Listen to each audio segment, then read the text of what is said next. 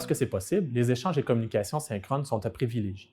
Cette forme de communication a l'avantage d'être rapide, riche, parce qu'elle contient des informations vocales et visuelles. C'est aussi une communication qui est plus humaine. Ces avantages sont intéressants dans un contexte de formation. Toutefois, dans un cours où les avantages de la communication synchrone ne sont pas exploités et où la communication est essentiellement unidirectionnelle de l'enseignant vers les étudiants, ces avantages sont perdus.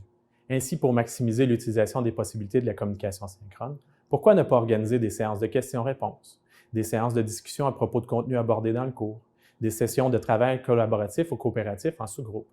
Évidemment, un grand nombre d'étudiants dans un cours rendra plus difficile l'organisation de ce genre de séances. Finalement, la communication synchrone est très utile pour l'accompagnement dans des situations particulières. Un coup de téléphone ou une rencontre en visioconférence est parfois utile et réconfortant. D'un autre côté, la communication asynchrone constitue un bon moyen dans les cours où les étudiants sont très nombreux. Elle permet aussi d'avoir des échanges plus posés. Les étudiants et leurs enseignants peuvent prendre plus de temps de réfléchir avant d'écrire. Écrire oblige à réfléchir.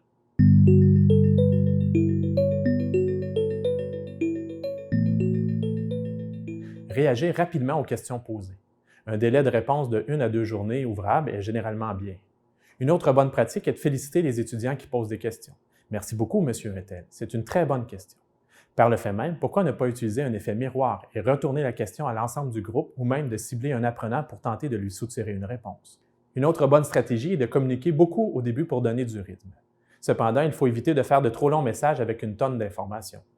Pourquoi ne pas scinder la masse d'informations en quelques interventions lors de la période de démarrage du cours? Une petite intervention à toutes les 1 ou 2 journées pourrait permettre de montrer qu'on est actif. Dans le même sens, lors des échanges de démarrage dans votre cours, si vous demandez aux étudiants de se présenter, de parler de leurs attentes, etc., prenez le temps de remercier tous les étudiants individuellement, de faire des liens avec le cours, etc. En agissant ainsi, vous démontrez un intérêt et créez les bases de la relation entre vous et vos étudiants.